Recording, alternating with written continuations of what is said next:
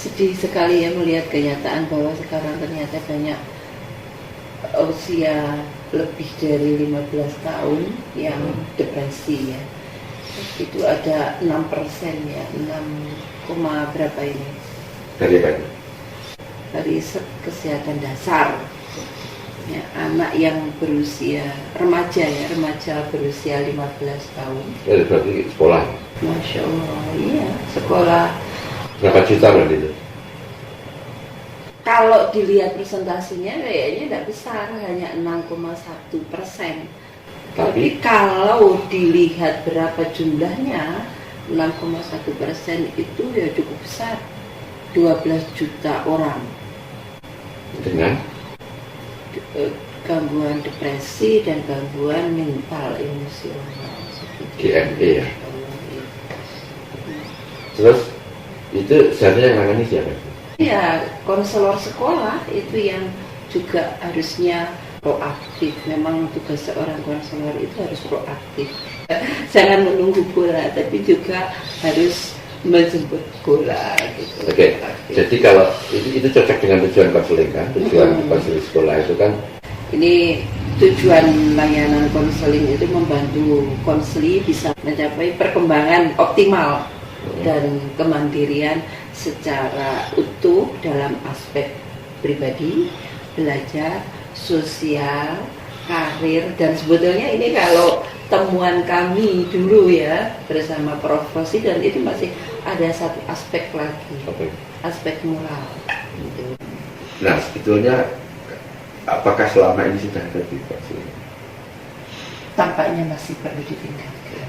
Melihat tadi GME sama depresi tadi, prevalensi GME. Masya Allah, sedih juga ya. Itu. Nah, Bahkan ini ada yang mengatakan 9,8%. itu GME itu. Iya. Oh, GME ya ini ya. Gangguan mental emosional.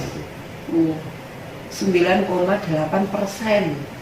Ini kalau dicacah jiwa itu jumlahnya 19 juta orang.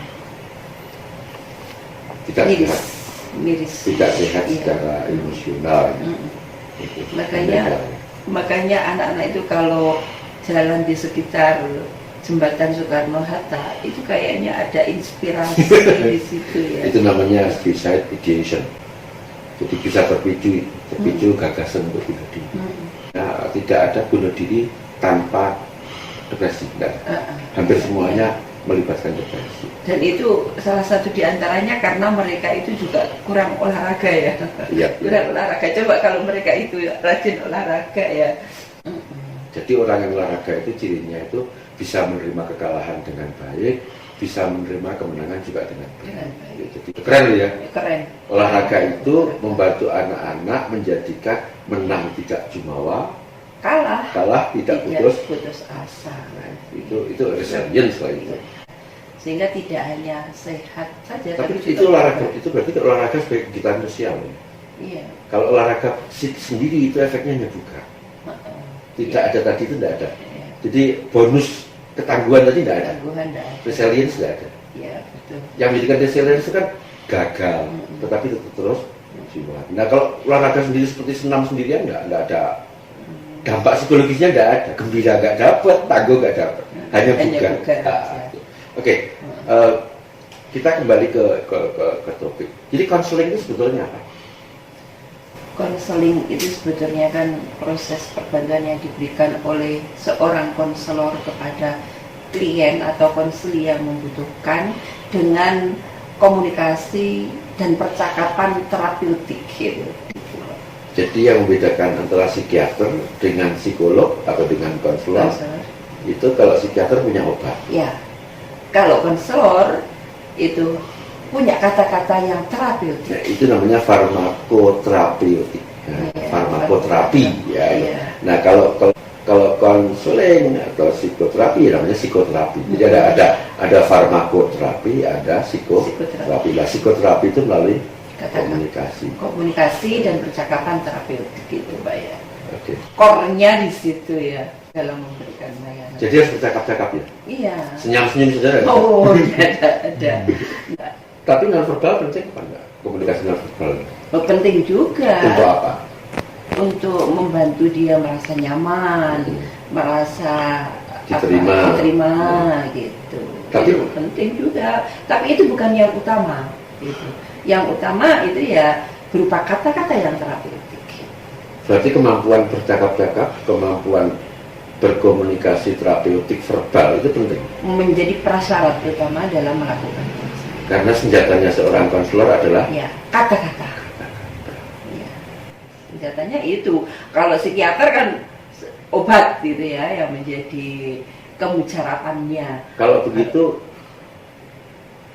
kreativitas, kecakapan leksikal, ya, leksikon itu kan kamus ya. Itu kecakapan perbendaharaan kata, memilih kata penting pada bagi silakan. Itu yang harus dimiliki oleh seorang konselor. Hasanah ya, kata-kata yang supaya membuat suasana tetap fresh gitu ya, itu yang harus terus diupayakan. Apa cukup hanya dengan membuat fresh? Apakah dia juga sudah ada perubahan? Pertanyaannya, itu bisa dikemukakan secara non-verbal apa tidak?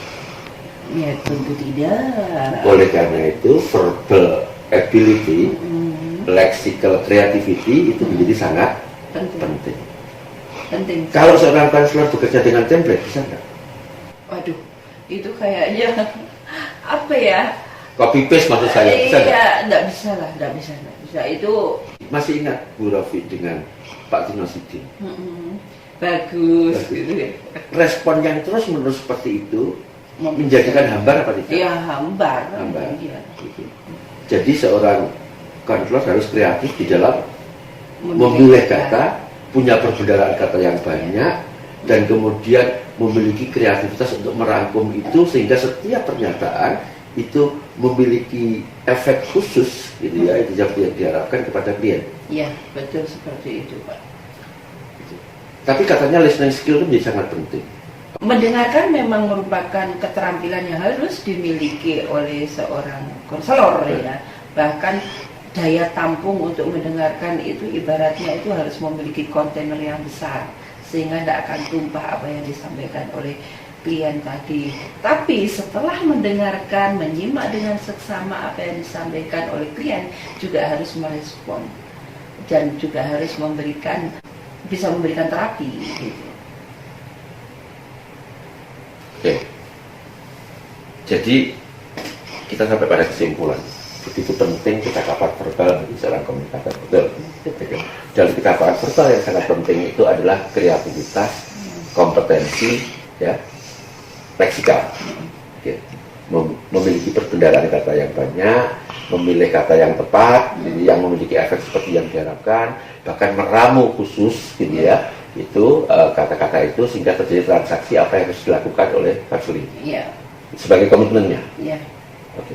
Nah, ukuran keberhasilannya apa kalau begitu? Tadi kan sudah ketemu unsur penting di dalam konseling itu adalah verbal communication, ya kan? Dan unsur terpenting dalam verbal communication itu adalah lexical creativity atau lexical competence, bahasa. Tapi sangat penting, gitu, karena senjatanya kan cuma kata-kata, itu kalimat. Nah, terus kemudian ini kan variabel independennya. Nah, variabel dependennya itu apa kira-kira? Untuk mengukur apakah konseling itu efektif atau tidak. Dari kualitas sesi dan kualitas outcome-nya, Pak. Oke, kalau sesinya kan berhubungan dengan komunikasi, kan, rapor dan sebagainya. Kalau outcome-nya itu ya kesejahteraan pribadi, kesejahteraan keluarga, kesejahteraan bersama teman-teman. Oke. Bu Rofi setuju dengan ini ya, Bu Rofi setuju dengan dua instrumen yang dikembangkan oleh Miller sama Duncan itu ya. Yang namanya, yang satu adalah SRS. Bisa bantu sami ya. Yang kedua adalah ORS ya. Jadi yang pertama kita ukur lexical creativity atau kompetens dari konselor ya. Itu kemudian kontribusinya terhadap SRS ya. Apa tadi? Session rating scale ya. Yang kedua adalah ORS outcome rating scale oleh konseling terhadap konselor. Oke. Jadi sasarannya adalah murid SLTA, variabel independennya adalah lexical creativity and competence, variabel dependennya adalah kualitas sesi dan kualitas outcome. Kita lihat nanti ya, hasilnya kayak apa. Oke, thank you.